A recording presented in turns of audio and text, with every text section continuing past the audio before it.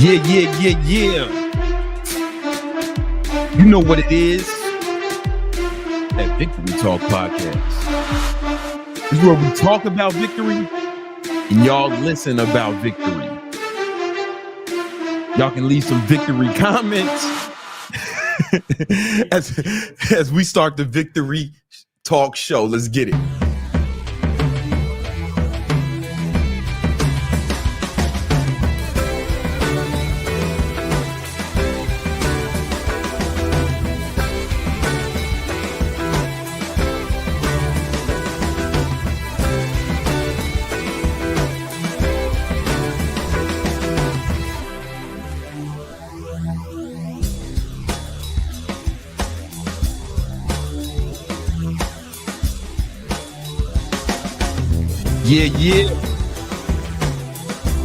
Yeah. You know what it is. It's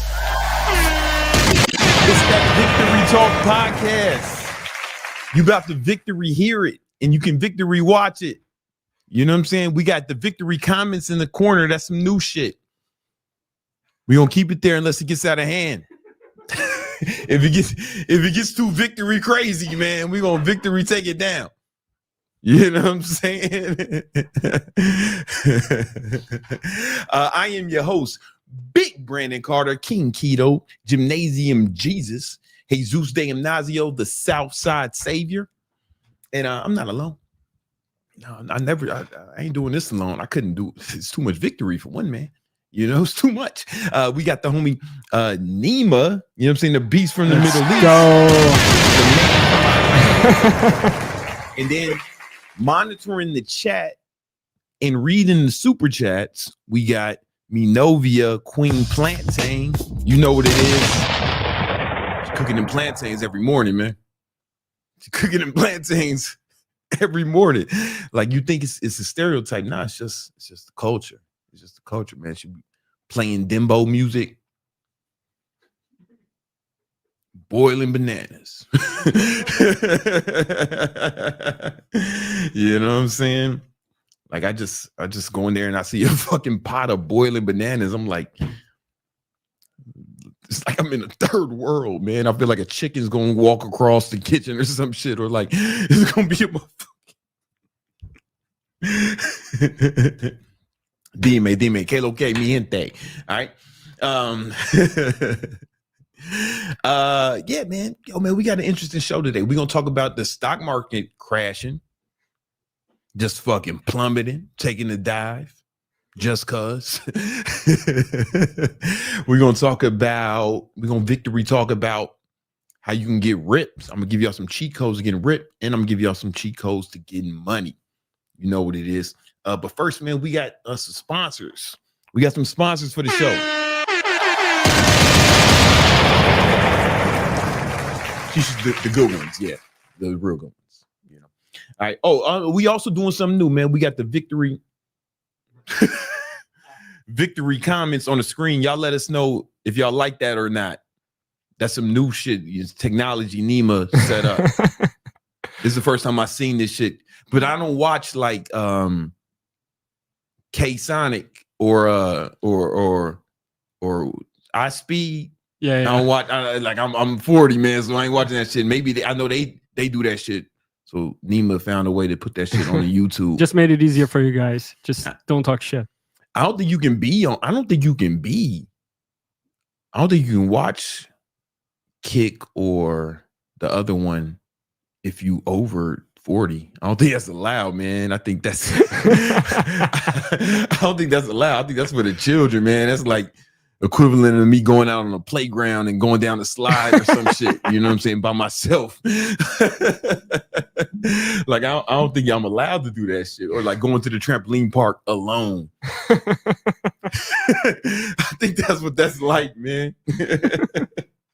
But it's cool, man. Seems like the people seem to enjoy it. We'll see. If y'all like it, then we're gonna keep it. If y'all don't like it, if it's a distraction, we'll get rid of that shit. You know what I'm saying? We got a few sponsors today. Sponsor number one. Hey, if you're trying to learn how to grow your online fitness business, I got an amazing ebook for you called The 10 Commandments of Online Training. This is it's kind of cool because it's not like a thick book. It's a very short read, but it's an interactive book. So when I talk about one of the commandments, there's a video in each link. There's a video that accompanies each one of those. So it's something cool that you can do with ebooks that you can't do with physical books, right? It's like it's interactive, and it'll really break down everything you need to grow your online fitness business.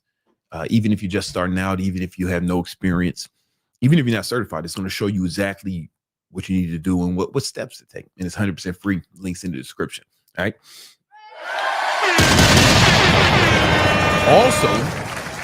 Also, if you want me to train you, you know what I'm saying? I want to take on a nice handful of clients to help them get in amazing shape between now and 2026 in the beginning of the year, right?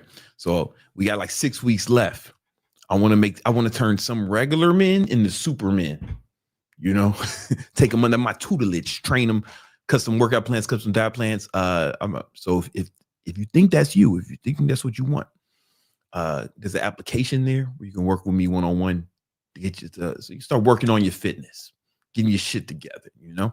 All right. So click that link, and then as soon as you click that link, you're going to get the first text you're going to get is automated, but then after that, you'll really be texting with me. All right. Click that link if that's something you're interested in. And then there's one more sponsor. Now, this is something I don't know if I've mentioned this on a podcast before, but it's something we've been working on in the background. Yeah, this is called Thought Repellent. So here's the thing. We've seen women take a lot of great men down. You know, OJ Simpson, Chris Brown, and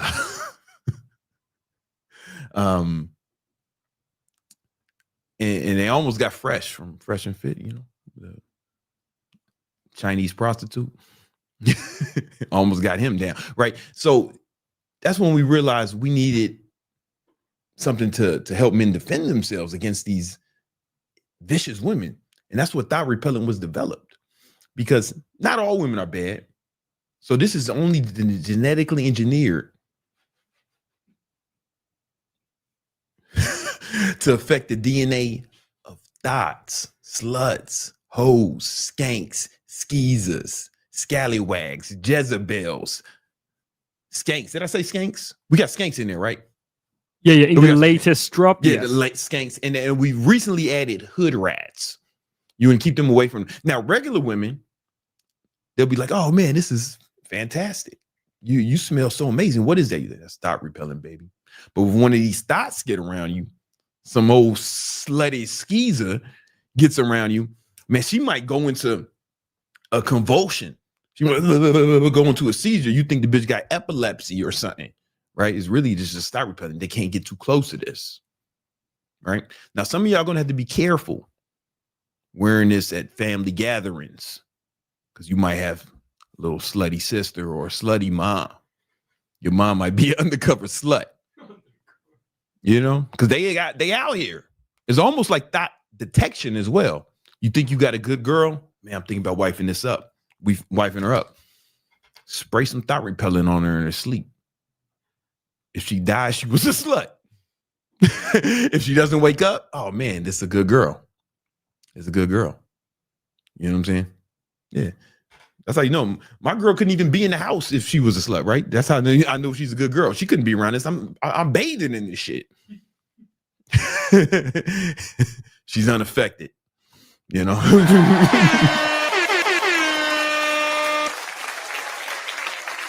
I'm careful not to wear it around a few of her friends. You know what I'm saying? They know who they are. All right.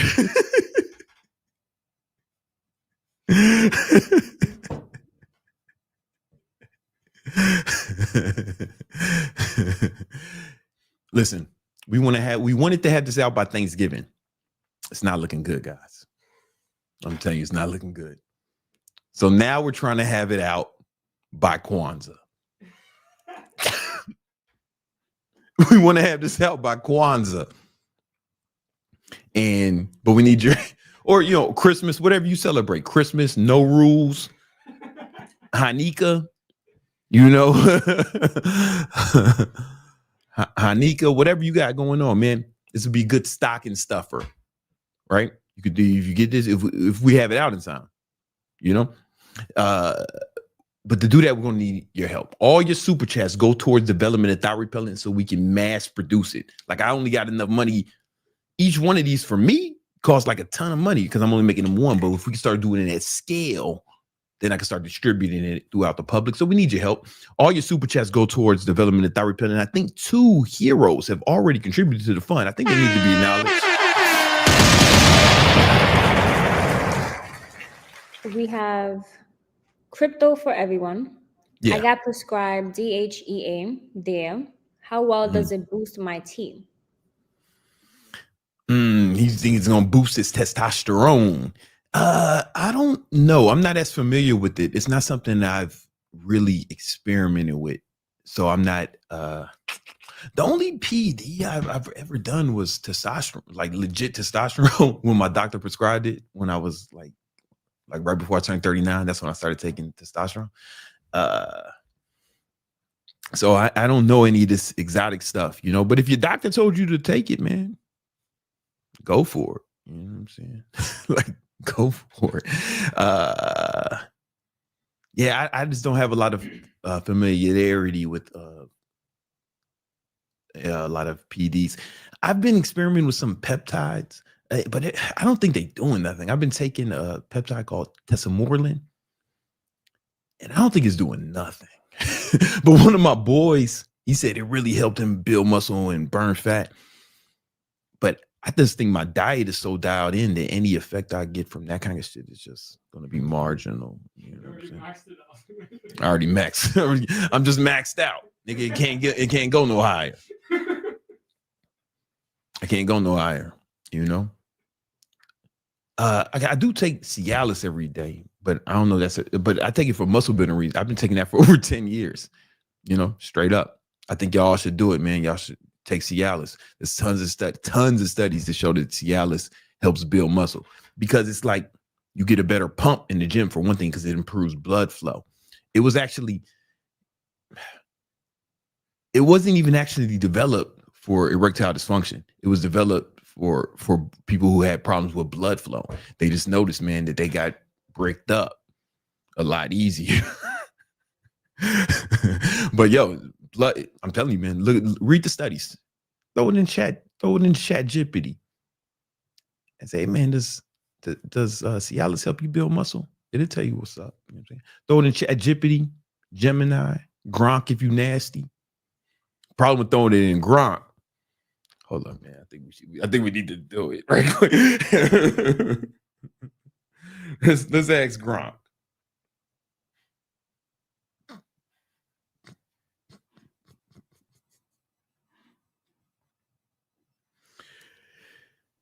Does taking Cialis help build muscle? Fuck no, it doesn't. Unless your idea of building muscle is your dick ballooning into a goddamn python. This bitch is fucking retarded. Now I gotta show y'all the studies, man, real quick.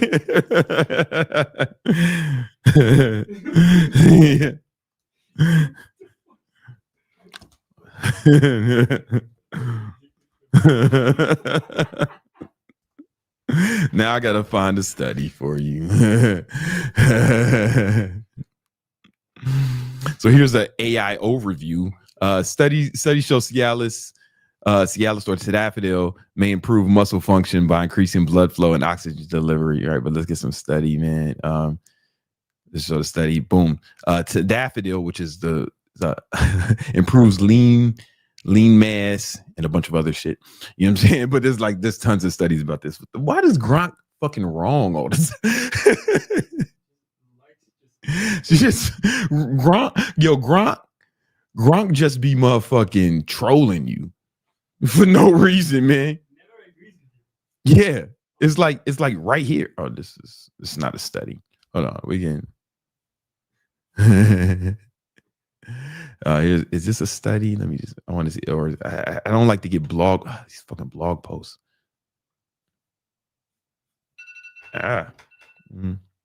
Why won't it just give me the studies? Well, I gave you one. Fuck it. Let's keep on. What else we got?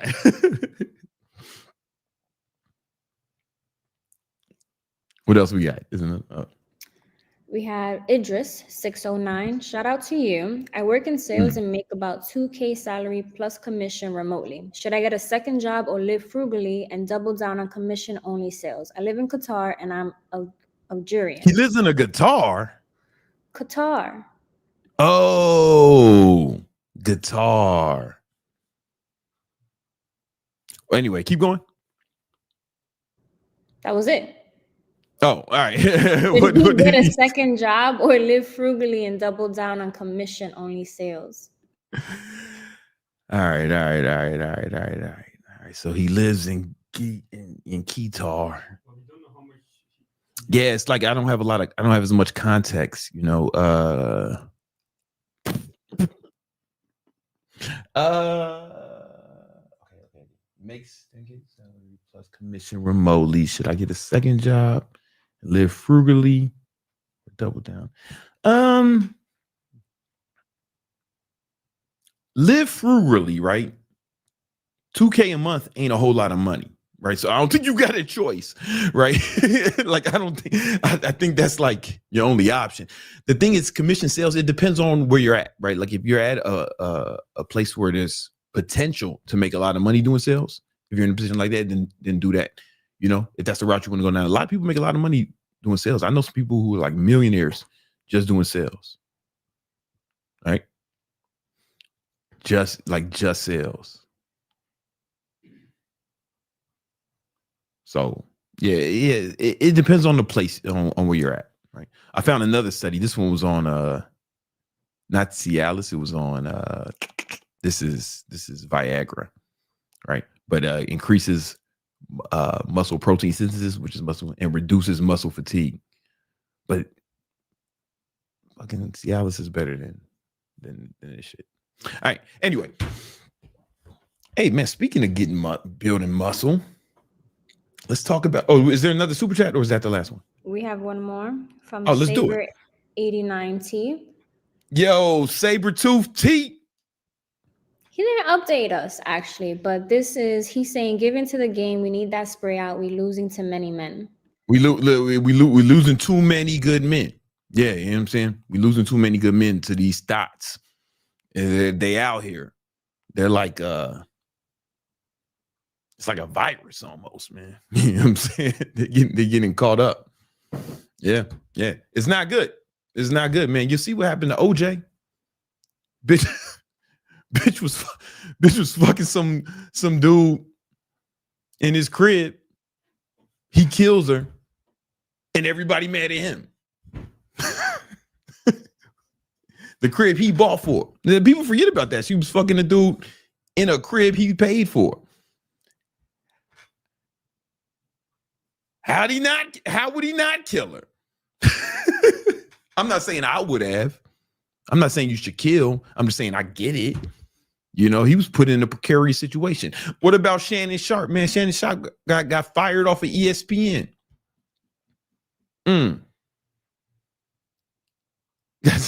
Got fired off of ESPN because of some thought, man.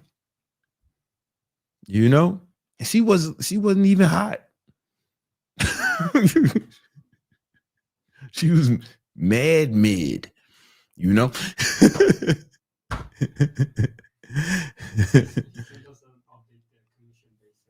What'd he say?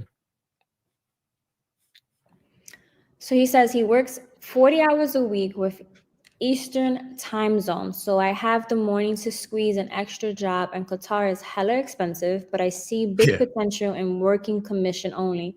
Glad to hear your feedback. Yeah. I mean, if you can make more money doing what you're doing, like you should see who the top salespeople in your industry are. I mean, who in your company, and make sure you're in the right vehicle. Because if you are in the right vehicle, then you just do that. You know what I'm saying? Like straight up, just keep doing that. All right. I think Sabertooth gave us some more.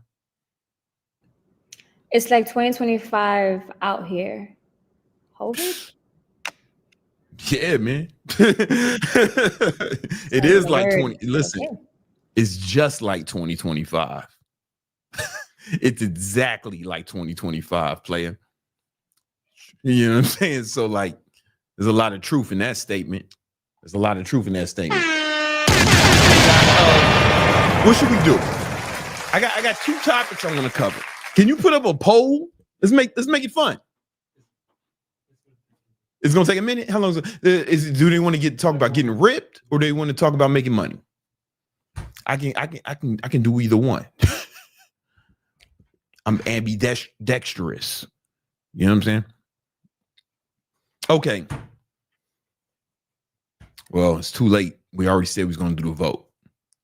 We tried to. That's why you got to watch live, because you can vote, man. Your vote counts. You got to rock the vote. You know what I'm saying? Getting ripped or making money.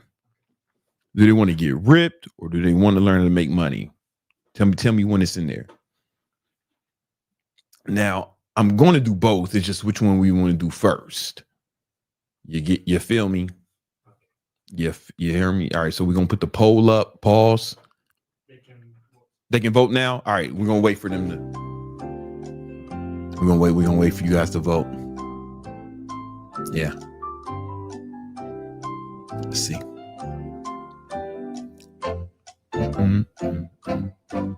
All right. The votes are coming in, guys. Here's the thing. I might ignore it. Like, I'm gonna fucking veto your shit. Kind of like when the House and the Senate both vote on something and they send it to the president. The president can be like, nah, yo, that shit y'all been working on for months. Yeah, fuck that. What they say. All right. I got to do the other one first.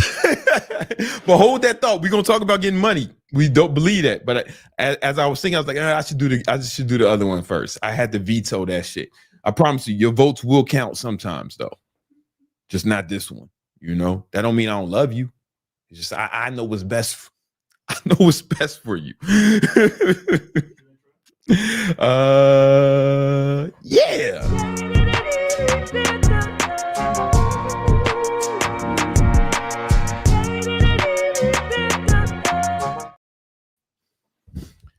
I want you to start treating getting ripped like a video game, like getting shredded.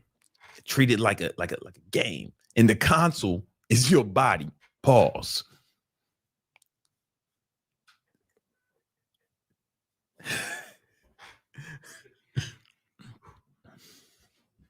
Now, instead of just sitting around playing World or Minecraft, you out here playing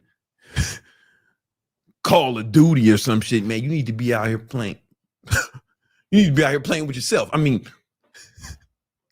working on yourself, and treat that like a video game. All right. And I'm going to show you how. It's going to make it more fun. All right. So here's the thing. To get ripped, you don't have to do keto. I've been keto for 9 years. You don't have to do keto. You don't have to do intermittent fasting. Before I was keto, I did intermittent fasting for 5 years, right? You don't have to do that. You don't have to be fucking vegan. You don't have to be pescatarian. You don't have to eat organic food, grass-fed beef, none of this fucking bullshit. The only thing you need to do is to burn more calories than you consume, right? And that's what we're going to focus on in this video game, because actually it's all just math. Getting ripped is just math. For example, every pound of fat you want to lose, you have to burn 3,500 calories. So if you are burning 500 calories more than you consume each day for a week, that will equal 3,500. So you'll burn a pound of fat per week. If you want to burn 2 pounds of fat per week, you got to burn 1,000 calories more than you consume each day. Right? That'll put you at 7,000 calories for the week. Right? So how do we do this? How do we make it like a video game so we make it fun? All right. So there's two tools you're going to need in order to do this. These are going to be your joysticks. They still call them joysticks. Is that what the kids are using? Joysticks. All right. Number one, you're going to download an app from the App Store. It works on it's on Android. No, it's on Apple device, iPhones, and it's even on Android. All right. And it's called MyFitnessPal. Super simple, man. MyFitnessPal. And what you're going to do is you're going to start tracking your calories. And should I show them how to set it up? All right. Okay. I'll show you how to set it up in a minute. And the next thing you're going to get is some sort of fitness tracker. It can be an Apple Watch, Garmin, Fitbit. What the fuck else is there? You can get the Whoop. I used to wear the Whoop, right? But sometimes I wear suits or like nice clothes, and you look like a fucking nerd with that shit on. You look like a straight up cyber bully when you wearing that shit. So I had to change to the Oura Ring. So I wear this all the time. It tracks how many calories I burn each day, and it blends in with my diamonds and my expensive watches. And I can wear it with all attire. Right? I only take it off to charge it. I shower with it, swim in it. Black people can swim. A lot of people don't know that. I be out here, out here, breaking stereotypes. I make love with it on. The only time I take it off is to charge it. Right. So get yourself some sort of fitness tracker. Right. If you want, you can get a Samsung watch. But the problem with the problem with any smartwatch, even the Apple Watch, is if you wear it with a suit or anything nice, you look like fucking Spy Kids. You know what I'm saying? Like you look like you want some real dork shit, right? But the Apple Watch I'll accept. But if you out here with a Samsung watch, that's basically a vow of celibacy, because we haven't seen any documented data that anyone has ever had vaginal sex with a human woman while wearing a Samsung watch. We just haven't seen it, not in the wild. I don't think there's been any documented cases. Nim, you ever seen somebody? You ever heard about it? Nope. And I never heard about it. Not still, even like still waiting. Yeah, I don't think it can happen. And so if you don't believe me, go ask your mom right now. Go ask your mom or your sister. Like, you ever fucked a nigga with a Samsung watch? And she might physically attack you, right? And she beat that case in court. if you accused her of something like that. Your Honor, the defendant's son accused her of fucking niggas with Samsung watches on, and the whole court would be like, not guilty. They might put you in jail. All right.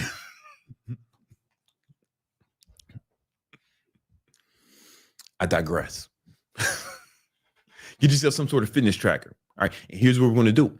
We're going to start tracking how many calories we burn each day with the fitness tracker. And we're going to track how many calories we consume each day with MyFitnessPal. Now, let me show you how you can set MyFitnessPal up. Now, I have the paid version because I'm not a poor boy. You want to mirror your... That's what I was thinking I was about to do. Yeah. All right. Let me get it up. Pause. Let me bring it up. All right. How much shit do I have open on here? It's like every app in the world. All right. It's interesting. They don't put like a single button action that closes off. Why we got to come up with all the good ideas? All right. Let me pull it up.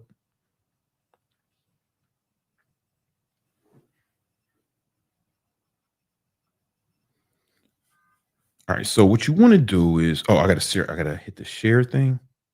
Do I do it on here or do I do it on your phone? I do it on my phone? It's gonna, since it's your device, it's gonna automatically show up. Which button do I press? This one? I don't see your screen. Oh.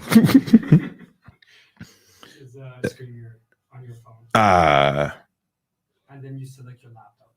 It should show you a list. It's only showing my MacBook Pro. It's not showing this one. We've done this before. Yeah, Oh no, man! You hit the app on the screen, don't you? Don't you? Isn't there an app on here?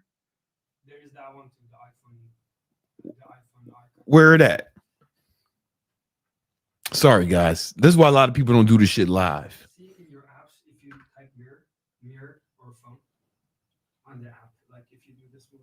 Oh, do this shit. That ain't working.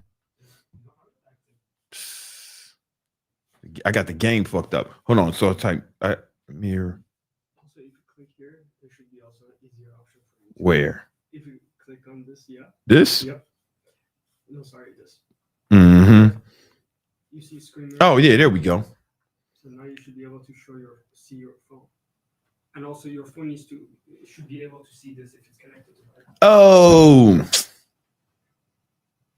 it might not be connected. Fuck. All right. Listen, we're gonna have to do a screen share later. All right, we're not gonna talk about how to set it up. If you can actually say it, then send me screen recording. Yeah. And then So here's what you're gonna do. You're gonna go in MyFitnessPal and you're gonna set up how many calories you should get each day. If you're trying to cut, I recommend you take your body weight in pounds, multiply it by 10, and that's how many calories you should get each day, right? And then you take your protein and multiply that by, you take your protein and you want to make sure you're getting 1 gram of protein per pound of body weight. What this is going to do is encourage your body to retain more muscle, all right? So and what you do with the fats and carbs, you can also set up your fats and carbs. And I don't care what you do with your fat and carbs. I like low carbs because I'm keto, but you don't have to be keto. I do keto for other reasons outside of body composition. Right? It's really just about your calories and your protein. So for example, I weigh 200 pounds. So I would have my calorie set. So I have my calorie set at 200 calories per day and I make sure I get 200 grams of protein. I'm sorry. I have my calorie set at 2,000 calories per day. And I have my protein set at 200 grams. Bro. Now, you can do whatever you want with your fat and carbs, but I have my carbs like super low. Like super low. All right. And then now what happens is you're going to get these like 3 bars. yeah, they can see if you hold it for 5 seconds. There we go. Right. So now it's like a video game. So throughout the day, I'm working on hitting the right amount of numbers. You know what I'm saying? I haven't eaten a lot today. Right. But I'm working on this. And then I can see how many calories I have each day. Right. I got, what is this? I got about 1,300. Let's wait a second. I got about 1,300 calories left today. Right. Now with that, I got to get a lot more protein because I haven't eaten a lot of food today. But I need to do it within. I need to hit these calories. No, I got to hit these macros. I got to hit these macros, but stay within these calories, right? And it makes it like a game to me. It makes it like a video game, right? Like instead of playing Candy Crush or motherfucking Angry Birds, I'm playing MyFitnessPal, And the way I track my macros is I'm a crazy person, right? So I carry a food scale around me everywhere I go. I be in nice restaurants, Michelin star restaurants with a food scale. Most of y'all not going to go that hard. But if you did, you'd be in amazing shape. Now there's AI. So for the other day, I knew I was going to go to the Heat game, right, with my boy Jeremy. And we're going to sit courtside. And every time we go to Heat game, we get these chicken tenders that they have at the Keisha Center. And I knew I wanted to get those chicken fingers. Those chicken tenders, right? So I kept my calories pretty low during the day, and I had made sure there was no carbs during the day because these chicken tenders are breaded, right? So with keto, I can have about 50 grams of net carbs. So I was like, all right, I'm gonna eat these chicken tenders. I'm pretty confident this is gonna have me around my daily carb limit, but that's all I'm going to have, right? So I made sure I didn't eat I didn't eat a whole bunch. And then what I did was I couldn't bring my scale in the Keisha Center, right? So I took a photo of the shit I took a photo of the shit and uploaded that photo to ChatGPT. Yeah. Mm-hmm. And I don't know what model they using. Hold on. Let me find it. Boom. So you can kind of see it, what I did.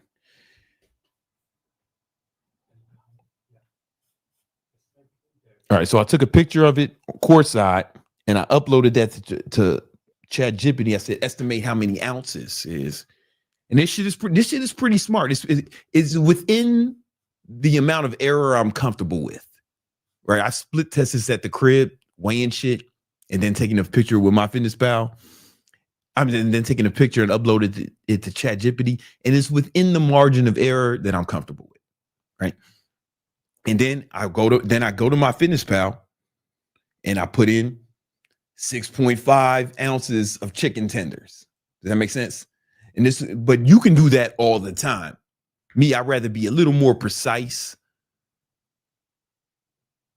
So I keep the scale with me wherever I go. Some places I can't bring, and I'll do something like that. But you can do that every time. So if you're about to eat some shit, hey man, open up ChatGPT, take a photograph, right? And say, hey, how much does this weigh? Or you can really say, man, give me the calories and macros for this. Because you can actually just put the calories and macros randomly. You can just put calories and macros in MyFitnessPal. You don't even have to tell it what you was eating sometimes, right? It's very important. You know what I'm saying? Because we want to be precise. I see some fitness influencers talk about how they don't track their diet. They just eat intuitively or some shit, and they brag about it. It's like, imagine bragging about being a bitch. Like, I can't. It's like, it's not difficult. I'm really just saying, put numbers in a phone. Motherfuckers be acting like, man, I don't track calories, blah, blah, blah. Like, it's not a flex, man. It's not a flex that you're not fucking diligent. You know what I'm saying?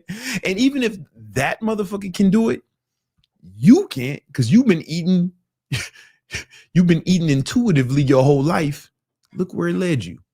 Watching YouTube videos about how to get ripped. I'm not watching the videos. Make them. The only videos I watched on how to get ripped are ones I made to see if I got a fire editor or not.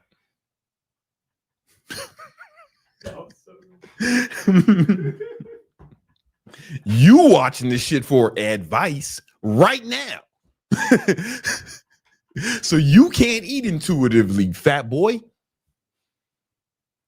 Because your intuition gonna have you with diabetes. You gonna have diabetes out here, man. The sugar.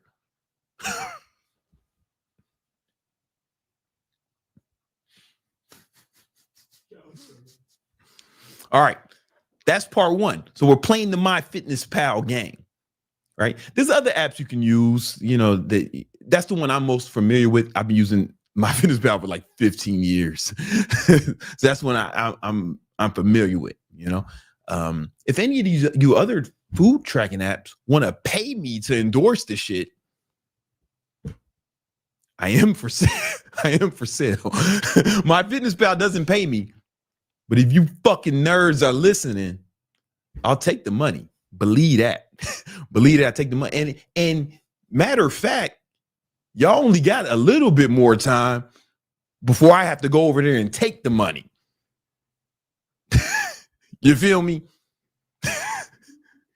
Y'all need to get your sponsorships right.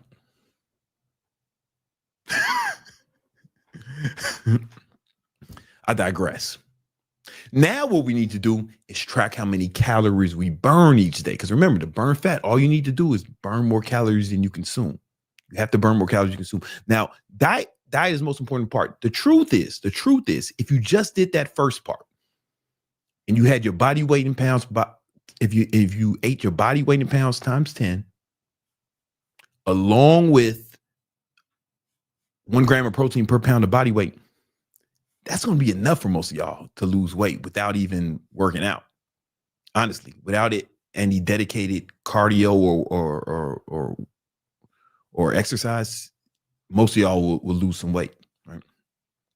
And man, people are so shocked when they start tracking their calories. Oh, this is one thing I forgot to say. People are always so shocked when they start tracking their calories. They had no idea they were eating so much. Like people think they can just eyeball shit, or they think they can just keep it all in their brain. Once you really start tracking, people are fucking shocked at how much they're eating. Or some like skinny guys who say, man, I can't put on muscle no matter what I do. When they're shocked to find out how little they've been eating. You get what I'm saying? All right. So now step 2, you get your fitness tracker. I prefer the Oura Ring just for aesthetic reasons. I don't know if it's the best. I think I liked Whoop's interface better, but again, I got motherfucking $250,000 worth of shit on my wrist. I can't have a Whoop on there too. It doesn't fit in aesthetically. But Oura Ring does not pay me to endorse it yet. Don't make me force the issue. But yeah, Oura Ring or any fitness tracker, get anything. Oura Ring doesn't pay me. Get whichever one you want, man. Until Oura Ring starts paying me, then they will be the only one I recommend. Or fucking anyone. Like, listen, if Samsung says, hey man, we want to pay you to wear these watches for the right price, I'll have one on both wrists. I have them on my ankles. I'll make a chain of these shits, man, and be wearing like 8 Samsung watches around my neck for the right price. There is a price. But just know I'm not endorsed by any of these companies. All right. So we want to track how many calories we burn each day. Let me show you how it looks on Oura Ring. See, people think the Oura Ring is just for sleep. I think that's how they market themselves. But I don't even really be looking at the sleep shit. It's like, yeah, man, I'm good. But I go to that, you go to activity and you see how many calories you burn, right? Let me put it on. Right. I haven't been going as hard. So if you see, I've been burning like, today I burned 2,800 calories. About 2,800 calories, right? Which is cool. My goal each day is when I'm cutting, is to burn between 3,500 and 4,000 calories, right? So that's going to take like dedicated cardio sessions each day, all right? And also this app makes it like a video game too, because now I'm like competing with myself, competing with yesterday, or I'm competing with other days. And I can look at it throughout the day to see where I'm at, you know? And all fitness trackers do, you can do it with that. The Apple Watch does the same shit. With Apple Watch, one thing you have to do specific, you have to go to the health app, and it's only going to tell you active calories. We want total calories that you burn throughout the day. Apple Watch is only going to give you, is only going to deliberately show you what you did during exercise, what they count as exercise. But they don't make it easy to find, but you got to find the total calories. That's what's important. Then comes to step 3. This is the best part. So you get yourself some sort of, you can get a spreadsheet, or you can use, I have a spreadsheet below that does the math automatically for you. It's called the Victory Vision Tracker, right? The Victory Vision Planner is 100% free. You can just download it. It's a Notion template. And every day you can start putting in the calories you consume. So let's say I consume 2,000 this day. I consume 2,000 this day. I consume 2,000 each day.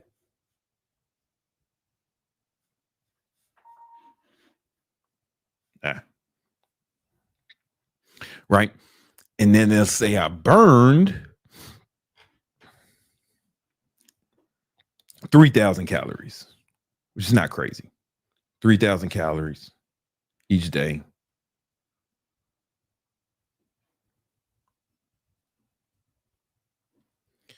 You can see, man, then that was just math. You can see that I should have burned 7,000 calories total, and remember, every pound of fat you want to lose, you have to burn 3,500 calories, which means math on paper, I should burn 2 pounds of fat this week. Now, one thing I should share with you, none of these fitness trackers are 100% accurate. None of them are, but it's going to give you a good range, right? And if you're not, and if you look at this after a week and the weight is not moving, right? The weight is not, you're not losing the weight, and you know you're tracking right, but the scale's not moving. I mean, the scale will move but if it's not moving enough, then you just up the calories that you're burning, or the opposite, right? Because they're not 100% accurate, but once you find, after a week or two, it'll be a good barometer for you. You get what I'm saying? All right. But here's the thing. Here's how some of y'all look. If you're not tracking, some of you motherfuckers be like, all right, day 1, man, I'm fired up. Boom. Day 2, oh, I did good. Then now it's day 3. Day 3, man, you like, oh man, let me, one day won't hurt. You start talking that bullshit. One day won't hurt. Now you fucked around and ate 3,000 calories, right? And then the next day, oh man, you don't work out. So you only burn 2,000 calories, right? And then, Friday night, we got to go in. We got to have some drinks Friday night. So now you out here drinking, getting drunk with your besties. Maybe the workout wasn't as hard. You only worked out a little bit. Uh-oh. And then, man, the weekend, I'll just eat whatever I want on the weekend, man. I'm going to eat intuitively. I'm not going to track. Right? And then maybe you miss a day of training. Right? Boom. And you wonder why you're not losing fat. Because this is how a lot of y'all should look. It's sporadic. It's all over the place. Right? It's right now. Look at your total calories for the week. No wonder you're not losing weight. And that's how your shit look. It's probably actually worse than this, honestly. You guys don't have no idea how many calories you're eating. You have no idea. And you have no idea how much you're burning. Like, you want to at least, even though these fitness trackers aren't 100% accurate, you at least want to have an idea of what you're doing. I know if I work out fucking harder, or more times in a day, I know that in the app, it's going to say I burnt more calories, right? But you guys, so it gives me an idea. You motherfuckers have no idea. And then you're not tracking it in something like this. And you wonder why you're not losing fat. Right? I'd rather you do nothing than do this. Honestly, I'd rather you did nothing. Some people be like, man, at least I did a little bit. At least I did a little bit. No. Or they'll say something's better than nothing. No, nigga. Nothing is better than something, because if you do something and you do it half-ass, you're going to fail, but you'll be disappointed. Like, it's better if you did nothing than to fuck around and go half-ass, because you're going to fail if you half-ass this shit. But you already know that because you've been failing for years. This ain't the first fat loss video you watch. I wanted to be the last one you need to watch, but this ain't the first one. Get real. If it is the first fat loss video you watch, congratulations, man. You don't need to watch no other ones, man. This is it. I did it for you.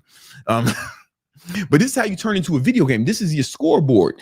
If we're playing Call of Duty, this would be your fucking, what's it called? Like the game card where it shows you KD and how many kills you had, if you the MVP and all that shit, right? Because the only game I really play is Call of Duty Mobile. And I got it ill. Should I show my game card? No, I ain't gonna show that shit. Right?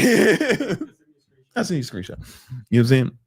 My KD is 5. I'm nice. You know what I'm saying? Blah. Anyway, these are your stats, man. These are your stats of the game.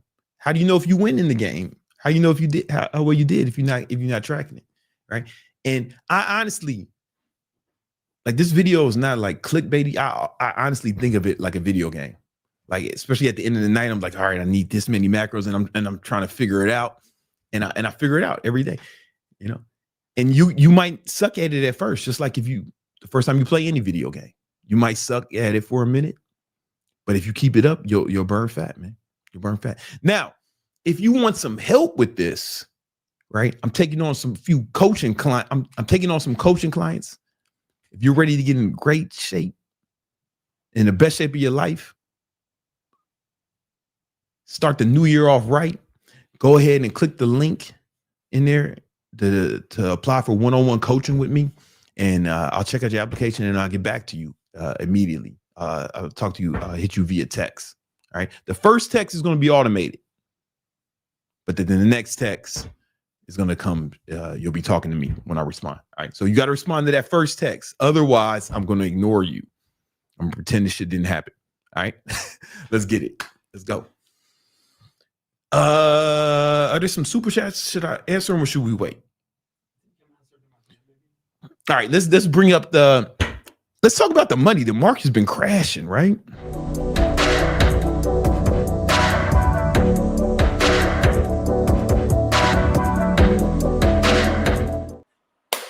Yo, what's going on, man? It's your boy, Big Brandon Carter. And I'm here with Young Candlestick. My man's passed his Series 65. He's a certified market technician, passed the CMT. He's the man. All right, and we want to talk about this market crash.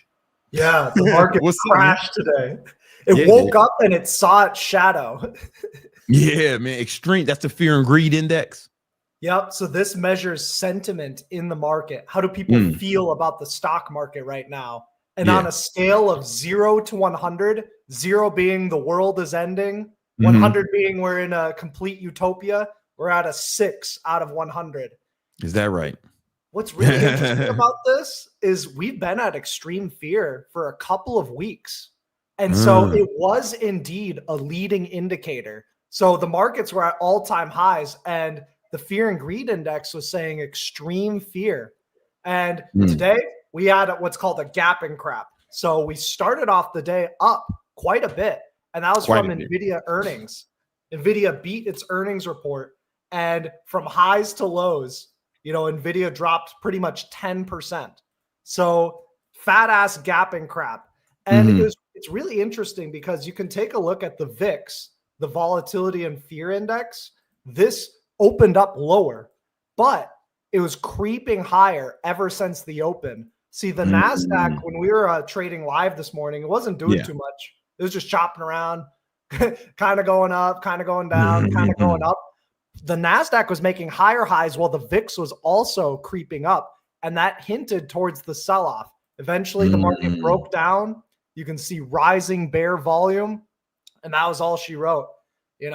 The market looks bearish as hell. And I've been calling for a pretty sizable correction, 10% correction. I was holding my shorts this morning and I was down on them. I'm like, maybe I'll start to cut them. No, the market just did a complete reversal. Okay. So when we're looking at leading indicators, the rut, bear mode engaged. I've been telling you guys, I've been short. The rut is the Russell 2000. This is where most of the stocks are. Yep. And I was showing you guys my Russell positions when they were down. So that's not easy to do. Like this was a couple weeks ago. The short positions were down. Now they're nicely green. You don't need a lot of money to make money from the markets dropping. You just need a couple $100 and you can take some of these option spreads. And so the Russell looking pretty bearish. I wouldn't be surprised if the market dropped another 5 to 10% over the next coming weeks and or month. So we're in a short the bounce environment, big bearish volume today. That's signifying that, hey, institutions are selling, people are getting out. The futures markets are down too. And this ties in with Bitcoin. Where the hell are all those people that said to buy Bitcoin up at 120,000? They was wilding. They need to be shamed mercilessly. Yeah. We need to. Yeah. They're hard to find now. Yeah. They're difficult to find now. Yeah, I mean, I heard so many podcasts of people saying, "Yep, Bitcoin 180,000 year end." Tom Lee saying Ethereum 6,000 in a couple of weeks, and when the scales tilt all the way to one direction, that kind of leads to some of these crashes, these waterfall sell-offs. And we've been talking about like, oh, there's a lot of rhetoric around, is this an AI bubble? I think this can also just be a regular market correction. It doesn't even have to be shit can't just keep going up. Listen, man, the shit just can't keep going up forever, man. Nothing goes up in a straight line. I completely agree. The last time the RSI on the daily time frame for SPY was oversold was back in April. It's almost December now. So it's been a long time since the market has even touched oversold territory. The RSI is reading 35 out of 100. We still got a ways to go before we're even oversold.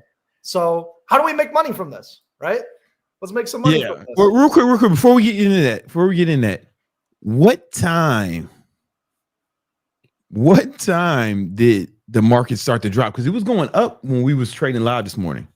Yeah, it was just grinding higher. So I would say it was about 10 a.m. Central, 11 a.m. Eastern. That's when we broke the lows of the day, and there's just no support. Here's just a theory. What time did Trump say that those Congress people from Georgia should be killed? Y'all see he said that? No way. Oh, man.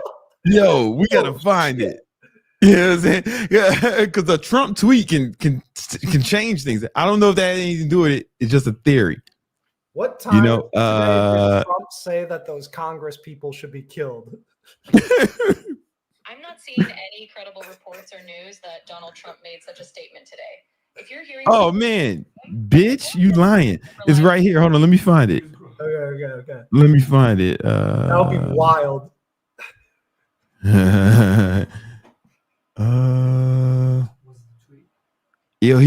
reposted something on Truth Social. And he said, "Hang him, George Washington would." Right? Okay. This is at 12. That's when. But he tweeted something wild earlier. Hold on. Oh shit. Okay. He tweeted something. Oh, what time did the market drop? It was 11 a.m. Eastern. That was like where it really started to go. All right. At 10:21, Trump was talking about some senators some. I don't know if they were senators or congressmen. I don't know exactly who he was talking about, but there were some people from Georgia who said some shit he didn't like. They were basically saying that they were veterans, right? And they were saying that if they were telling other people in the armed services, if you get an unlawful order, you don't have to follow it, right? Basically, I'm not quite sure what that was a reference to, but Trump type treacherous behavior punishable by death. and this is what he typed right before the market dropped. And then he retweeted, "Hang him high, George Washington would." He retweeted from someone else. Oh shit. Oh, did you? Yeah, you can share my screen. Oh, you saw it? They showed it, and then this other one. This was the retweet. Yeah, the retruth, because he don't be on. He be on shoot. Yo, man, I think we need to. What the fuck? We need a Trump squawk. Yeah, we need to keep fucking Trump's Truth Social shit up during during trading, man, because you never know what this motherfucker's gonna say. The last time that the market moved down this big was when Trump was tweeting about tariffs and adding new tariffs to China. And that's where we had that big down day of like 3.5%. This one was actually a bigger down day because we started off higher. The market. It might not have nothing to do with this. It might not have nothing to do with it. It might just be a coincidence. I really mean that. That one just might be a coincidence that as soon as he tweeted that those. Yeah. Listen, man. Extra I don't know. Stress in the air, shit's going down. Literally. Listen, maybe, you know what I'm saying? Or maybe just everybody's stressed out, man, at the same time. Trump is stressed out. At the same time, the hedge funds are stressed out, and it's just unrelated. Yeah. Yeah. You never know. And speaking of that, we could be like headed into a recession. Oil prices are selling off. When oil prices drop, that's recessionary. Okay. So I'm still short on oil. I've got USO put options and put spreads. I like to day trade CL futures. And so oil prices signaling a recession. And that just creates like an atmosphere of stress. You know, people button down, they tighten up their expenses. Businesses aren't as booming as they could be. And this ties in with stagflation, which is higher inflation, but slow growth. Like we don't know what the job market situation really is. They're not because they don't release their job numbers. They have not released the job numbers because of the shutdown.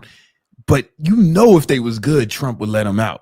Yeah, he would be excited to post them shits if they were good. Yeah, no, especially definitely. now, especially like right now. Yeah, you know what I'm saying. After we found out after he's been accused of blowing Bubba, whoever that is. Bubba Watson been real quiet. Trump likes golf. he spent over $1 million this year of taxpayer money golfing this year. Really? Yeah. Wow. Yeah, man. I'm glad that my dollars are helping relieve I'm not really mad. Every president does shit like that. Yeah, it's just funny. I'm happy to take a load off. but he likes golf a lot. I say that to say he likes golf a lot. But who's one of the best golfers? Bubba Watson. Interesting. Who did Earl Epstein or whatever Epstein's brother say he blew? A motherfucker named Bubba. I'm just saying, I'm looking for clues. It might all be bullshit, man. Can't trust the Epstein, right? Everything's a clue. It's all pieces to the puzzle. Everything's a clue. You know everything. Anyway, keep going. This simulation that we live in, it's all a clue. All right. So if you're looking for ways to profit, you know, I'm still bearish on Circle. If this bounces, short the shit out of it. You know, crypto is going through a crash. Roblox, I'm still holding those Roblox shorts. I took a little bit of profits earlier this week, but I've just got layered put debit spreads through multiple expirations. So if Roblox bounces, you can look for some short positions. Pretty much everything is dropping. Correlations sync up when stocks drop. So, you know, if you're long a bunch of stocks, you own a bunch of stocks, most of them are going to be down, you know, and if a stock is green on a day like today, that's noteworthy. So I've been wheeling EOSE for a while, and I like this for the wheel. I do think the stock can still drop with the overall market, but the option premiums, you can get like $100 a week selling covered calls on this, and you only need to put up $1,200. So find the stocks that are green on big bearish days, on big down days. This chat. That's going to be key. If you're looking for stuff that has meat on the bone to drop, pause. KRE, regional banks. Okay. So I like late December put options. I like March put options. If there's going to be a credit crisis, this thing can probably drop at least another 10% from this support area. So you can duplicate this. I'd target the 50 level on KRE. Okay. So that's a simple short trade. And you don't always take short trades just to profit. I mean, of course you want to profit, right? But it's also to hedge a long-term portfolio. It also gives you liquidity. It gives you cash to actually buy the dip. See, if you don't have any short positions when the market drops, you're just a long-term investor, that's cool, but you can take profits on those short positions and use that cash to buy assets at a better deal. So that's why it's kind of key to profit a little bit from the downside during a market crash. Okay. Another stock. Quick question. Where I just want to say, guys, I'm gonna ask Greg about some stocks and some securities, but if you got questions about any stock, any option strategies, Bitcoin, fucking crypto, fart coin, whatever, you know, leave a super chat and Greg can answer it for you. He's the man. Definitely. All right, let's keep going. Yeah. So if you're looking for some other stocks to short, I like Qualcomm. Qualcomm's confirming bearish. The CEO said we're going to be in a cycle where chips aren't going to be making as much money. Like these semiconductor companies aren't going to be making as much money. I like Micron puts, MU. If this comes back up to 216, I like puts. This has a lot of downside room. Stock was at $61 earlier this year, and it's just coming off a false breakout. Okay. If you're looking for longs, I really like Google. You just got to let it get oversold. You know, It's not oversold today? no, Google made all-time highs today and then sold off a little bit. Google's down 1%. Nothing. Oh, shit. That's nothing. I think Google does sell with the broad market and comes down to 256. I'm going to be buying there. I'm also going to buy Google 210. I'm also going to buy Google 180. I don't think it gets down to 180 though. Okay. What about CrowdStrike? CrowdStrike down 3.7% today. It's just going to follow the broad market. Yeah. So, yeah, I give a neutral to bearish reading. CrowdStrike has earnings on December 2nd. So maybe if you want to take a small stab at it before earnings, but I'd leave it alone. If you are looking for a stock to buy, I've been talking about SQM ever since this 47 level. Stock rallied 33%. I took profits on this today. But if this pulls back and gets oversold, I'd like it for buys. SQM. So look at like the 50 level for SQM for dip buys. Got a little bit overbought today. Cool. I'll take it. So those are the main stocks and things that I wanted to cover. You know, it's a short the bounce environment. We killed it in futures trading this morning. Oh, show them what we did. So bring up the futures chat from this morning, because I think there was a lot of wins in there, right? Oh yeah, definitely. There's wins every day. Yeah, we was killing it, man. So the guys, we in Victory Trades, we trade futures every morning. So if you join Victory Trades, you can trade with us in the morning. But you can also get Greg's trade alert straight to your phones for options trade. But we trade futures every morning. What is the show? Go start showing them. Go back down to the beginning. Oh yeah. Yeah, I don't want to. Some of them are showing their accounts. Not a huge. Oh, okay. He made some good money. Yeah, there's a lot of green. I got you. This was on Brandon's first day trading futures with us. Boom. Another dude named Brandon. He's not talking about me. Yeah, Can you Boom. make it? Yeah. $390 first day doing it. Oh yeah, that's what's up. Yeah, Brandon rarely misses. Prezi put up some big numbers. Oh, because I put in my numbers. You know what I'm saying? Boom. Made some quick cash today. It was good. It was really good. About $9,000. You called out every trade perfectly. It was a good morning. Yeah. Yeah. Ethiopian baller 470. Mm-hmm. We got Prezi over here. So we trade with funded accounts with a prop firm called Apex. If you want to join, if you want to get an Apex account, use code King Keto and you get like 80% off right now. You know, but he's trading with a bunch of accounts, and look at me, he did really well today, man. Prezi kills it. He knows what's up. Got Jacob over here, Swift Dinosaur making $40. Gitamo, $100. With 100. It's just like a typical day, you know? Yeah, man. So it was a good day. If you want to join Victory Trades and trade with us and learn how to trade with prop firms so you don't have to spend your own money, join Victory Trades and we'll walk you through it. The link's in the description. Definitely. And, you know, outside of the live trading hours that we do, you know, I text swing trade alerts. I send out swing trade alerts. And, you know, people make a ton of money off index options. Here's 2.2K off index options just today. Here's $200 into $1,200. Casual 500% gain, you know, 170% gain. So there's something for everybody. Like, I don't know what else I could do. I want you guys to make money with us. That's all. Fuck with us, man. You know what I'm saying? Yeah. Click the link. All right. Greg, I think you got a super chat. I'm gonna use the bathroom. Yeah, let's check it out. All right. Thoughts on selling S&P to buy more Amazon and Meta? So I'm going to preface this by saying, again, I don't know your total account value, your goals, your risk tolerance, your time horizon. I'm going to speak generally, okay? When you're buying S&P 500, you have Amazon and Meta in S&P 500. So on a risk-adjusted basis, I like S&P 500 much more than Amazon and Meta singly, Okay. The S&P 500 rebalances as well. So the worst companies will get kicked out. And if Amazon and Meta are going to be the best stocks, they're going to be a higher weight of the S&P 500 anyways. So I would even flip it and say, why not sell Amazon and Meta and buy more S&P 500? That's kind of my big take on that. I've given some stock ideas. I like buying for investments stocks well beneath their fair value, which Amazon and Meta are beneath their fair value. It's just that they've been running up on a price chart for a decent amount of time. If the market continues to correct, you could have just waited a bit and you could get Amazon at like 192.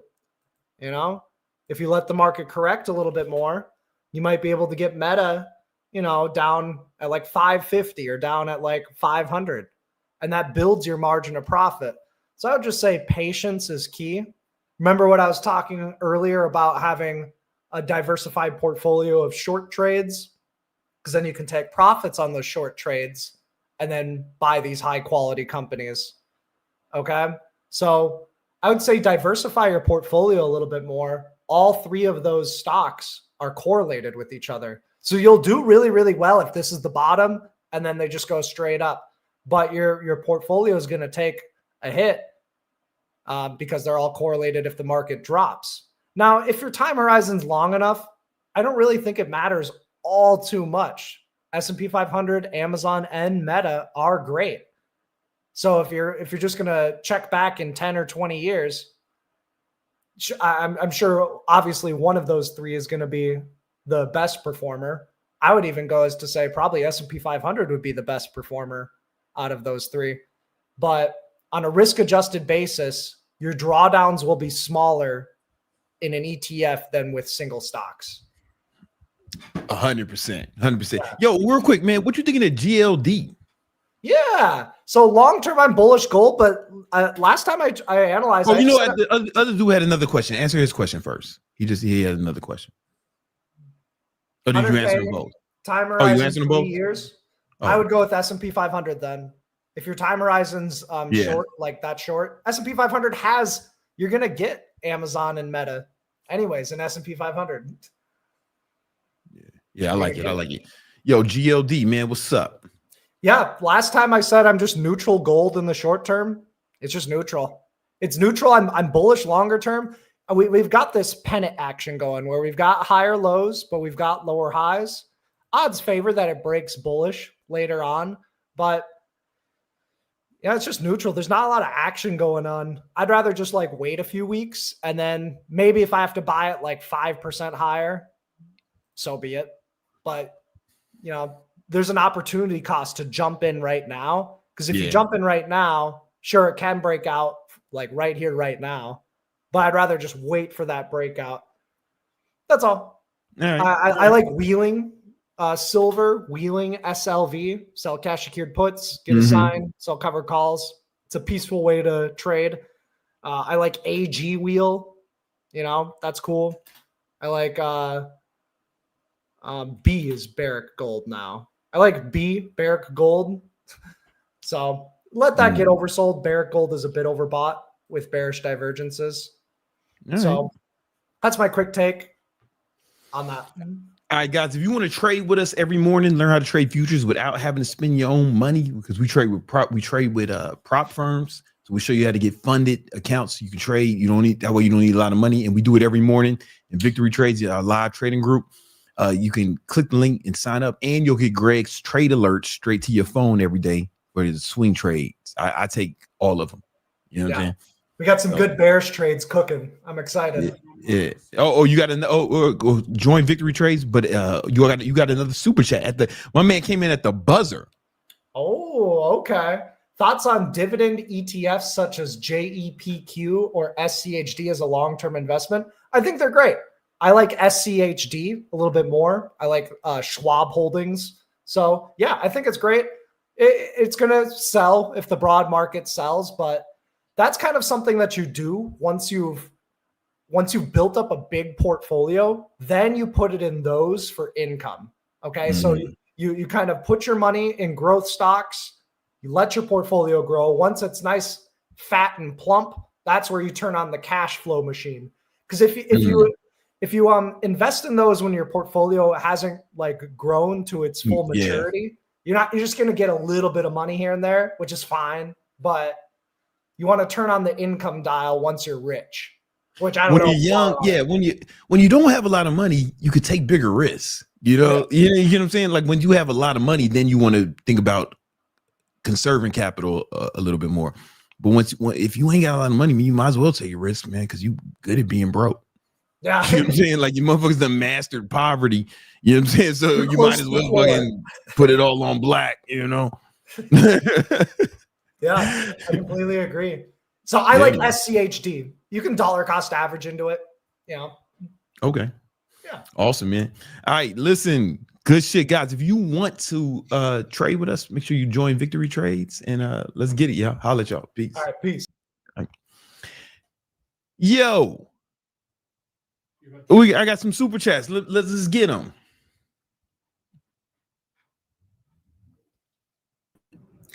We have Viajero Santos. He went with Dominican vote. This is when you were taking the polls. Oh, got it. All right, man. Hey, you know what I'm saying? Hey, que lo que miente.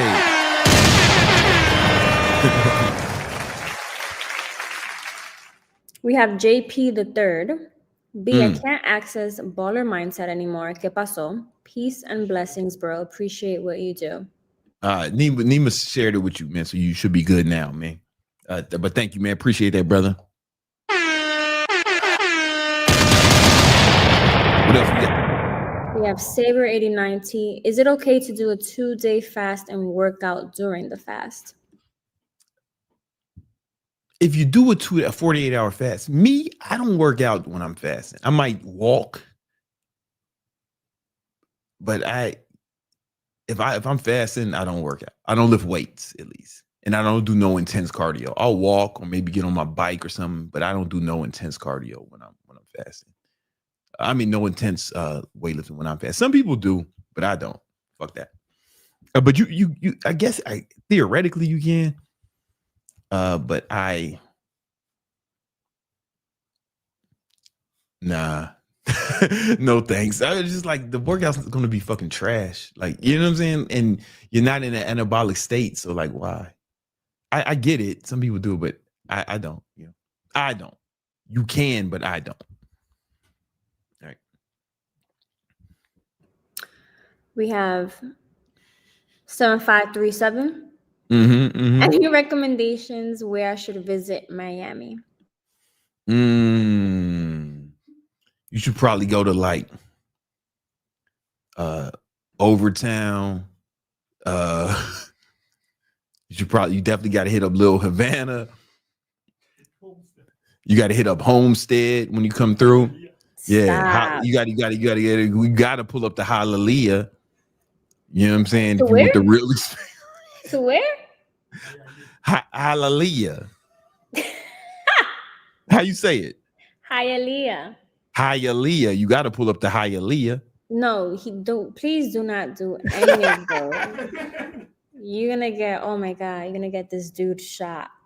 Yo, man, when you got to show up flexing, man, like all your jewelry. You know what I'm saying? Really like show them motherfuckers what's up, how you do it over there. Now I'm fucking with you, man. I'm fucking with you. Those are places. Yeah, I don't know if I've been to any of them places. You know, it depends on what you come here for, man. There's a few restaurants you should probably hit up. You should probably hit up Komoto. Like, it's quintessential Miami cuisine and ambiance. Should probably go to Poppy Steak. You know what I'm saying? You get the real, like, you get some real, like if you want a Miami experience, go to Poppy Steak. You know, that's my girlfriend's favorite restaurant here. 11. Oh yeah, go to 11. Go to 11, man. You know, if you a fucking partier, if you like to party, club space is open like 24 hours. Yo, there'd be times I'd be taking a flight. It'll be early in the morning. I might get in the fucking, like, super early in the morning. I'm hopping in the Uber. He'd be like, yeah, I just dropped some people off at club space. Like, motherfuckers going to the club top of the morning, or some people go to 11. Like they start fucking early. The motherfuckers be going to 11. They probably been out all night. You know what I'm saying? They probably didn't wake up first thing. Man, I gotta go to strip club. Maybe depends on what you got going on. You know, it wouldn't be the craziest thing I heard someone doing. You know, I never been compelled to do that, but you know, that might be what you think. So 11, yeah, 11. I ain't never been to club space. It's not my vibe.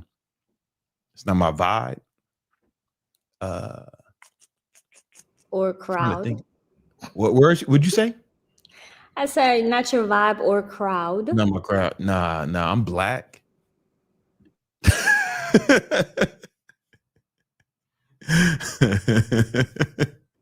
I mean, I'm sure there'd be some black people in there, Vizcaya, Key but Biscayne.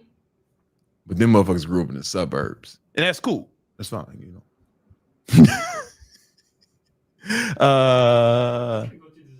Yeah, the Vizcaya design Museum. district. Yeah, what'd you say? The one museum? Vizcaya, Oh, Vizcaya. Key Biscayne. Key Biscayne.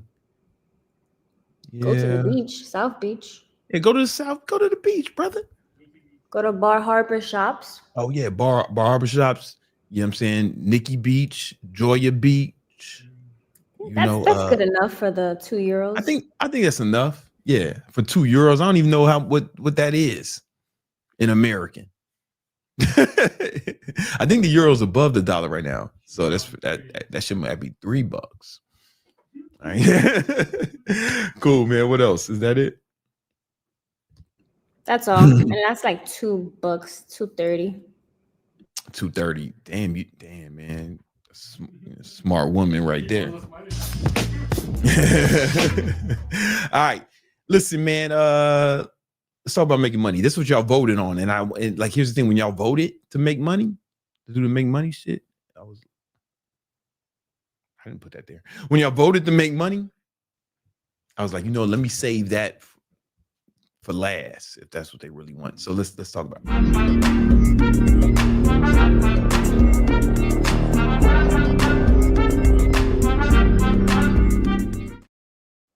I'm going to show you how to treat your business like a video game.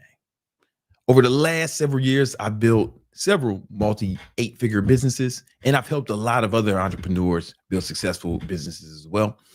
And I've always thought about it like it was a video game. There's different levels. In each level, you got to collect different items or skills that you're going to need at the next level as you level up. You get to the next level. And if you try to skip the levels, it's not going to work out with you. Kind of like when you playing Super Mario or some shit. You get to the next level. Now you got the fireballs or something. Maybe you got the raccoon tail. You can do some shit with that. It changes each level, right? And that's what in business is the same way, right? So I feel like there's in the game of business, there's really, I'm going to put it in 3 levels. So level 1 is zero money to 1 million. This is level 1. Level 2 is 1 mil to 10 mil.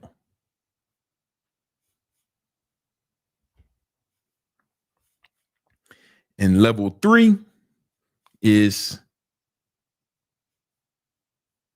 10 mil and up.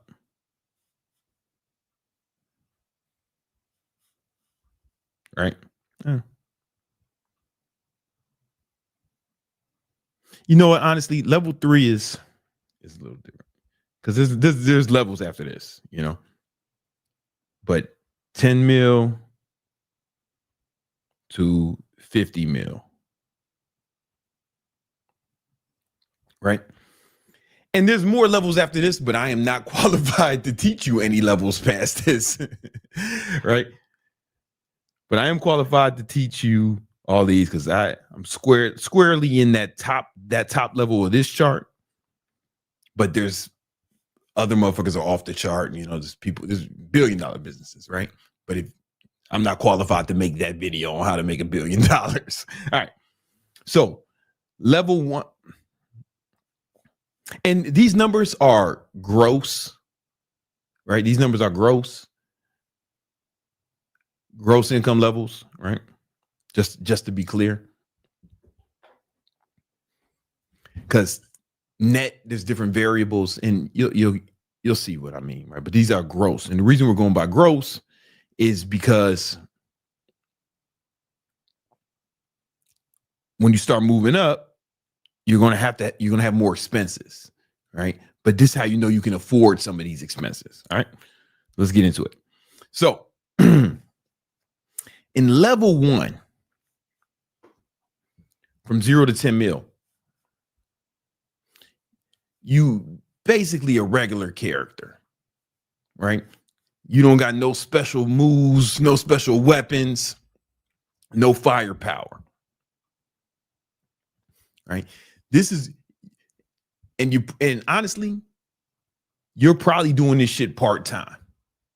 If we're being real, when you first start your business, probably doing it part-time. You're probably not, it's probably not, if you're making zero money is where you're starting. It's not taking care of your expenses, so you probably have a regular job. So the first thing you got to do in this level 1 is get to a point where you can quit your job. All right. And the only things you need to focus on in level 1 the only thing you need to focus on in level 1 is sales. That's it. That's all you need to focus on. Motherfuckers I've seen people spend weeks thinking about their fucking logo. Nobody gives a shit about your logo. I promise you, nobody gives a shit about your logo. Berkshire Hathaway, one of the biggest hedge funds of all time. What's the logo? Who cares? No one knows. You know what I'm saying? Bridgewater Capital, the largest hedge fund of all time, started by Ray Dalio. What's their logo? Who gives a fuck? You get what I'm saying? The logos mean nothing. Now, a good logo is better than a bad logo, but your logo's not going to make or break your business. I've seen people worried about brand colors and a bunch of shit. Man, you need to make money. That's the only thing you need to be worried about is sales, right? Whatever product service you got to focus on sales like 100%. So in this video game, you starting broke. Your character is starting broke with no weapons, no skills, basically like a character in the village wearing rags. And the boss of this level is consistent sales. That's the boss you got to be.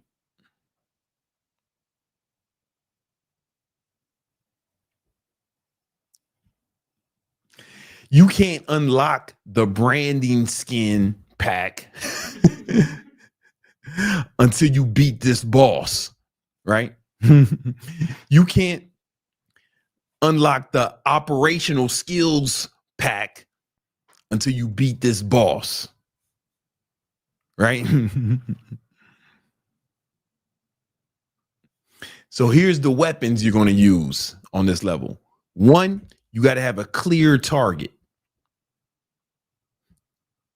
You got to understand who your target market is, who your target market is. What problem? So this is how I think about it. This is how I think about who your target market. Oh, I'm sorry. No, the first thing you need to do is figure out what your niche is. You got to stand out in the marketplace. And the way I think about niche,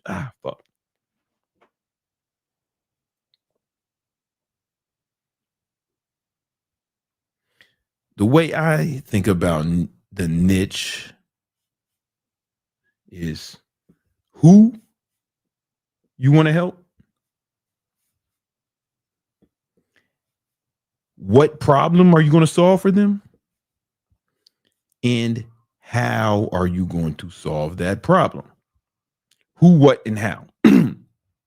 Now the who, You want to be as specific as possible with the who. A lot of times I ask people, and so who's your target market? Aspiring entrepreneurs. And it was like, man, everybody. And I'm like, fuck. If your target market is everybody, then you're going to target no one. Like, I can't think of any product that everybody wants. Like, think about things that are ubiquitous, like McDonald's. Does everybody like McDonald's? I know they don't, because if I make a fitness video about how I eat McDonald's to get ripped, half the comments are gonna be like, "Oh, that's poison. That's poison." You get what I'm saying? Or Coca-Cola. Does everybody like Coca-Cola? Nah, I drink Coke Zero, but if I'm drinking Coke Zero in a video, you drinking, aspartame is gonna kill you. No, aspartame gonna kill you. I'm invincible. All right.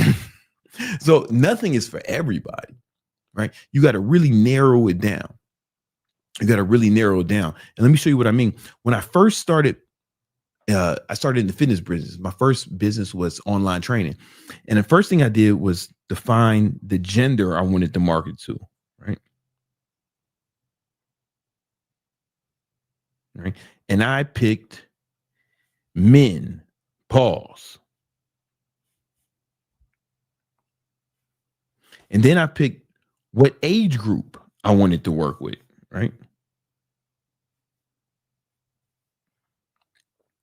And I was going to focus on young men, no diddy, age 20 to 30. All right. And here's why. You can't market to men the same way you market to women, or vice versa. They're not even into the same shit. Like, the only thing I watch on TV is sports commentary and live sports. That's really all I watch. But my girl, she be watching reality TV, the Real Households of North County, or shows about hoes selling real estate, or shows about hoes living on an island, or shows about celebrity hoes, right? Reality TV hoes, right? That's what you watch. I can barely stand that shit. She's just watching a bunch of hoes do hoe shit, you know?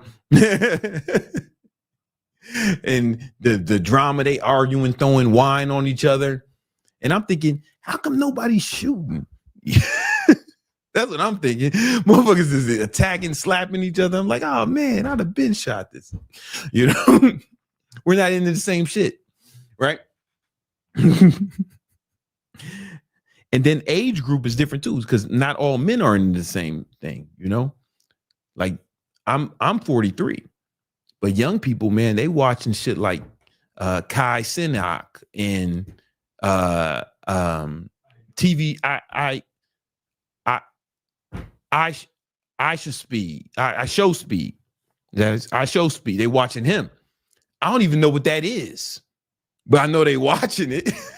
I know they can't, and you know, and that's cool. The people are into different things. So even if your product or service will work for anyone, that doesn't mean that that you can market the same way to everyone, right? Until maybe your brand gets way bigger, then you can diversify your marketing, right? So some McDonald's is going to have, I remember when I was a kid, I watched BT. McDonald's had a commercial about this dude named Calvin who was walking through the hood, and then he got a job at McDonald's, and niggas was on the block. Hey, yo, Calvin, you working at McDonald's? All right, player. Right, they was all like, all right, bro. But that shit wasn't coming on the white stations. That shit was targeted towards me. Anyway, then you got to think of, what problem do you want to solve for them? What problem? Because business is all problem solving. Right? Business is all problem solving. So when I was focusing on helping men age 20 to 23. I wanted to help them get ripped. Now, here's the thing. I am an amazing trainer. Like, really, really good. I've been a personal trainer for 26 years now. And I can help anyone do anything, right? I've helped super obese people lose a few hundreds of pounds. I've helped skinny people put on muscle. I've trained old people who wanted to just live longer. I've trained pro athletes, guys in the NFL. I've trained fucking professional like models in New York. But I know I couldn't market that to everyone, right? So I said, I'm only going to focus on the guy who wanted to get ripped. Right? I didn't care if he wanted, like, I didn't care about the people who wanted to live longer. I didn't care about the people who wanted to longevity. I didn't care about obese people. I didn't care about skinny guys. All it was guys who wanted to get ripped. And I knew that I was using their terminology. I knew that meant they wanted to be muscular with low body fat, right? And how I did it, and how did I help them solve that problem? And this would be like your mechanism. Your mechanism.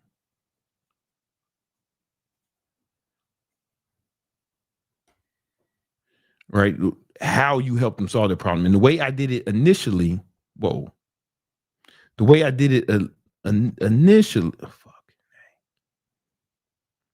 was intermittent fasting, like when I first started YouTube, and HIIT cardio. So I had a bunch of HIIT cardio videos.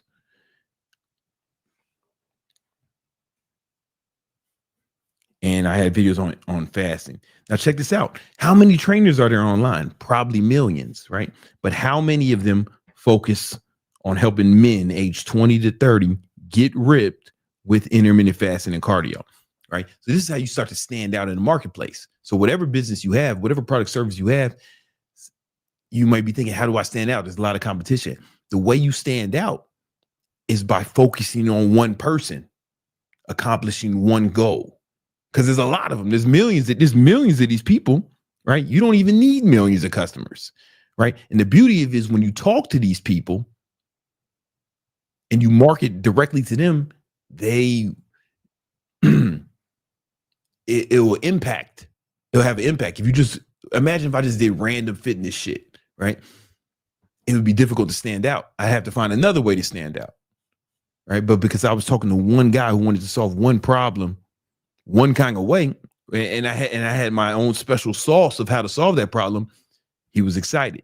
Then it gets a little deeper than this, because when you think of the customer, once you hit your who, you got to think, why does this person want to solve this problem, right? So if you think about why does a young man in his 20s want to get ripped, right?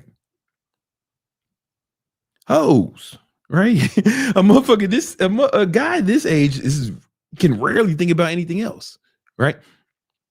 So that's what a lot of the marketing was around. I always had like women in the videos working out with them and stuff, not because I wanted to market to the women, is because I wanted this guy to see this. Oh man,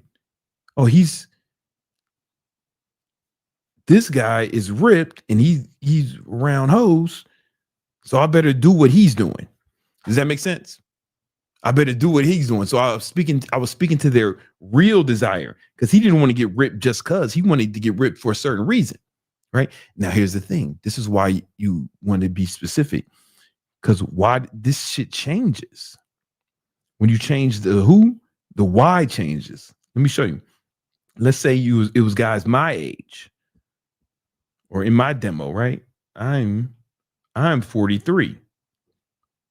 So let's say I said guys 40 to 50. Nah, man, it's not about hoes. This motherfucker might want to stay alive, right? It might be now the reason he wants to get ripped is like energy, right? I know a lot of guys my age, they have difficulty keeping up with their kids or playing with their kids or being good dads, right? It's maybe longevity. Right? The why changed when we changed the demographics. Does this make sense? So no matter what the demographics are, you got to market towards, you're not selling whatever your product does. you're selling what your product will do for them. Does that make sense? So all your marketing needs to revolve around accomplishing this. And this is just how. See, a lot of mistakes trainers, I'm gonna use that example because that's the field I have most expertise in, right? A lot of guys, they'll start training or online training and they think they're selling diet and exercise. No, man, nobody wants to buy a diet and exercise. They want their real desire. And it's going to change based off the demo. Does it make sense? Yeah. All right. So that's what you need to dial in your niche. And once you have your niche, real quick, before I keep going, I teach trainers how to grow their online fitness business. And I've helped a few of them. And I've helped over 15,000 trainers build successful online fitness businesses. If you want to learn how you can do it as well, I got a free ebook called The 10 Commandments of Online Training. The link's in the description. And it's 100% free. 100% free. Click the link in the description. You'll learn a lot because I go into this kind of stuff like in way more detail than I have time for here. But anyway.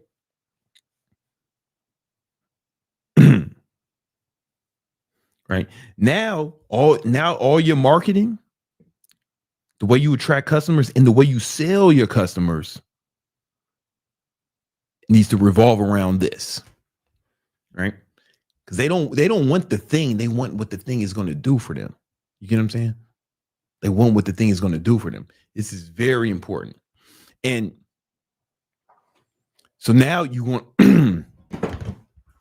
So now you're marketing, whether it's on social media, whether you're doing paid ads, whether it's all organic, you're going to be marketing towards what they really want. And you're going to position your product or service as the cure to what they really want. All right. And you really have to focus on, and all you should be focusing on is sales, getting more leads to get more sales. That's step one. All you need to do is focus on that. And the way you do, but in order to do that, you need to have a sales mechanism. You need to develop a sales mechanism because there's tons of different ways to make sales. It can be, you can send people to a website. You can do a webinar.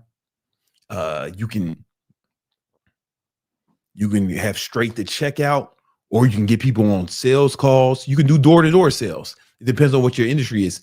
You have to find the right sales mechanism for you. And it's going to take some trial and error.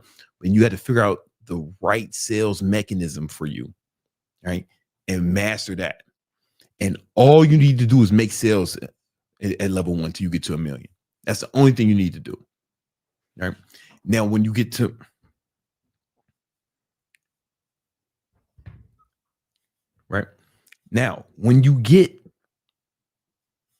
it might be a little bit before $1 million you have to do this, right? These are rough estimates.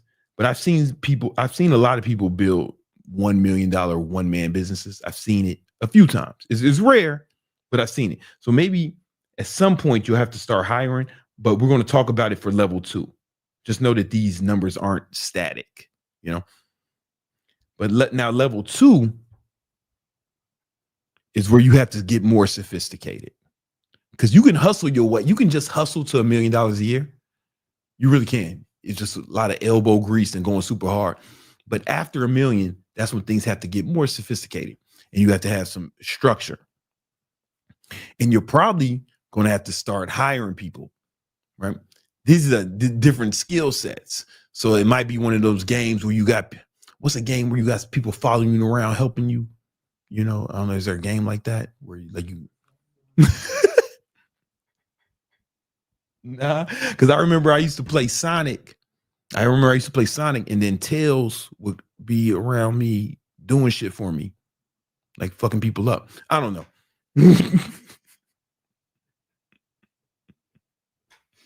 This is when you got to start assembling your crew, right? Maybe you have some non-playable characters around helping you out with your missions. All right. So this is what your business looks like at level 1. At level 1, you have you, right? And you're responsible for the product, right? You're responsible for fulfillment.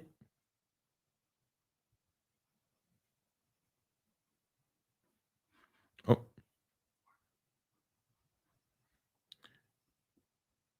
Fulfillment. Right? You're responsible for all the marketing.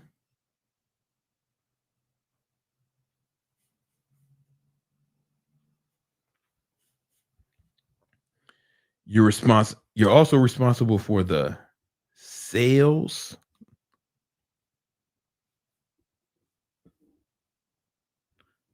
customer service,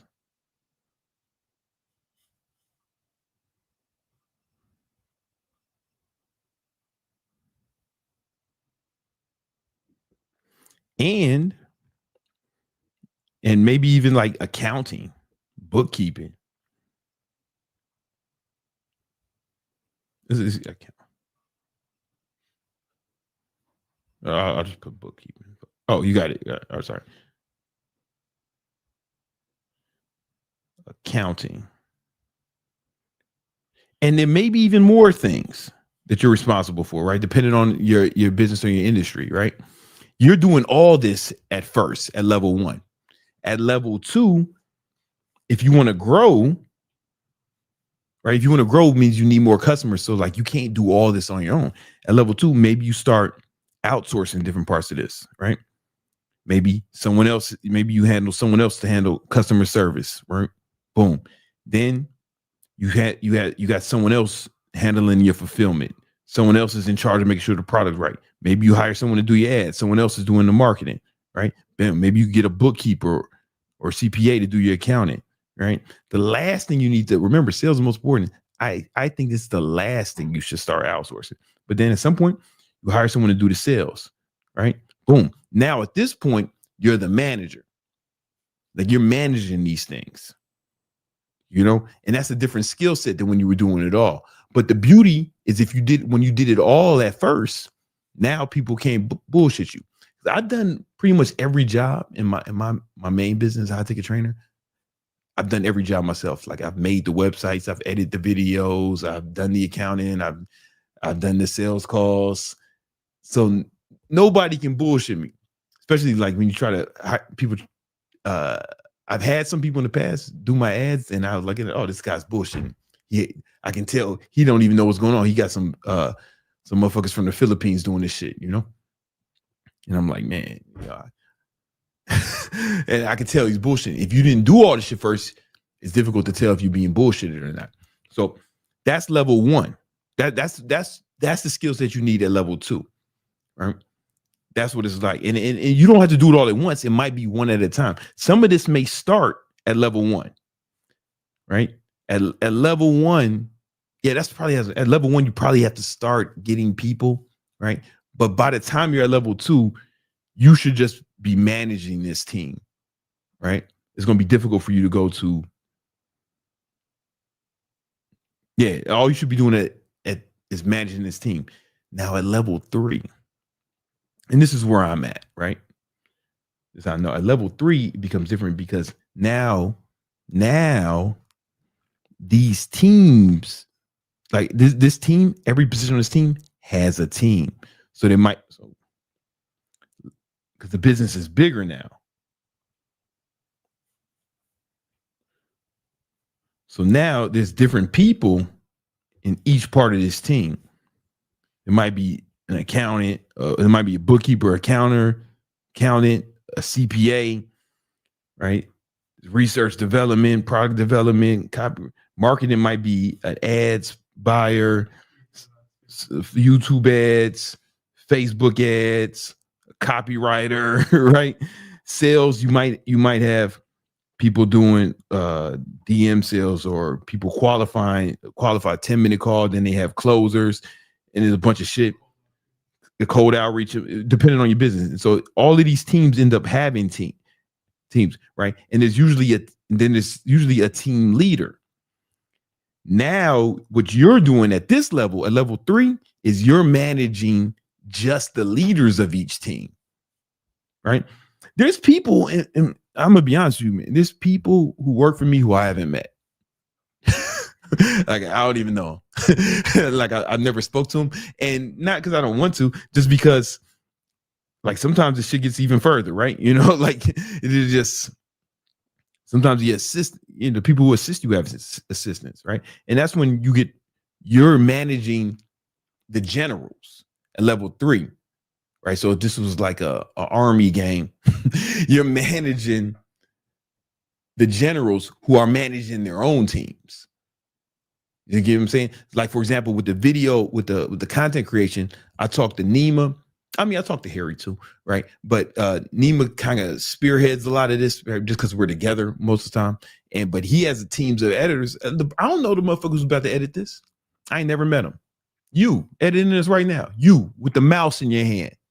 I never met you. I don't know you. But you're doing a great job, right? Right? And it'd be like that at level 3, right? Then it's a different skill set, right? And that's what it's like. You just want to think about leveling up. So the skills you need at level 1 is everything. You need to learn it all, right? But you need to focus on sales. Level 2, that's when you start replacing yourself and you focus on leadership, right? At level 3, now it's like management level 2 is you got to focus on management.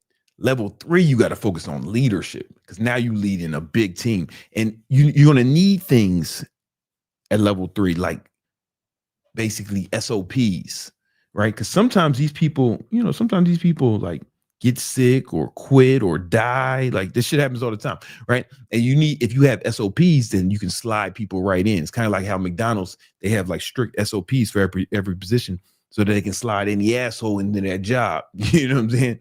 And if he quits or whatever, they can get another motherfucker in there on the fries mad quick, right? This is what you need for level 3, right? And you want to think about it like a video game. In the first level, it feels like it's the hardest when you're there just because you never did it before. And it is hard. Like when you have to do all this stuff on your own, that is why business is difficult. However, once you get to level 3, you're going to be like, man, level 1 was easy as fuck because now you have pressure. Like you're responsible for all these people and all these teams. And it's like a different kind of pressure you feel that it's not replicated at level 1, right? Listen, if you want to but most of you guys are at level 1, to be honest, and you need to learn more about sales. So I have a video on sales. You go watch it right now, and it's going to show you how to take that to the next level. All right, guys, was this it? Was that it? Yo, guys, we do this every Tuesday and Thursday at 5 p.m. Thanks for showing up, man. I fucks with you.